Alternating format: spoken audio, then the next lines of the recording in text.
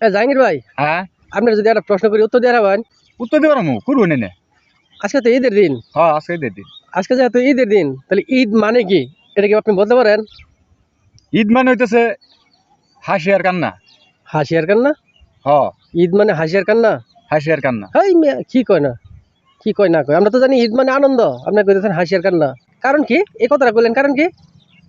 কারণ এটা দুইটা জিনিস, একটা হলো হাসি আর একটা হলো কান্না।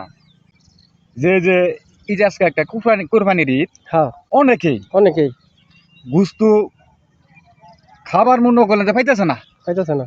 টান মারে মনে করলেন যে যেটা ছিটতেছে না হ্যাঁ, এটা মেলে মারতেছে, মিল্লা মারতেছে। পরে আবার তো এটা ছিঁড়ে না। হ্যাঁ, ওকে মানে খাবার শেষ নাই, খাওয়ার কোনো শেষ নাই। শেষ নাই। আর মনে করলেন আবার অনেকেই আছে এক টুকরা গুস্তের জন্য ধারে ধারে পথে পথে মনে করলেন আটতাছে, মাসের দুয়ারে দুয়ারে যায় আট পাততাছে যে আমার একটু গুস্তু দিন। এক টুকরা গোস্তের জন্য হাজার হাজার মানুষ হাহাকার। হ্যাঁ, অনেকেই এক টুকরা গোস্ত ছাড়াও ঈদ উদযাপন করতেছে করতেছে। করতেছে আপনার কথাটা কিন্তু বাস্তব। দেখেন অনেকেই আছে আবার মনে করেন ওর কোনো সমাজ নাই, সমাজ নাই। মানে আজকে যে একটা কুরবানি ঈদ, ওরা কিন্তু আজকে যে ব্রয়লার মুরগি আছে না, হ্যাঁ, আছে। এই ব্রয়লার মুরগি নিয়ে মনে করলেন যে খাইতেছে, কিন্তু ওদের গরুর গোস্ত মনে করলেন যে খাওয়ার মতো সামর্থ্য খাওয়ার নাই। মতো সামর্থ্য নাই।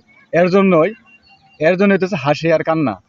একজনে হাসতেছে, আরেকজনে কান্দাছে। কান্তাছে, কথাটা বাস্তব। ঈদ মানেই হাসির হাসি আর কান্না। কান্না। দোয়া করি আল্লাহ পাক যেন সকলকেই খুশি মনে ঈদ উদযাপন করার তৌফিক দান করেন। আমিন। আমিন।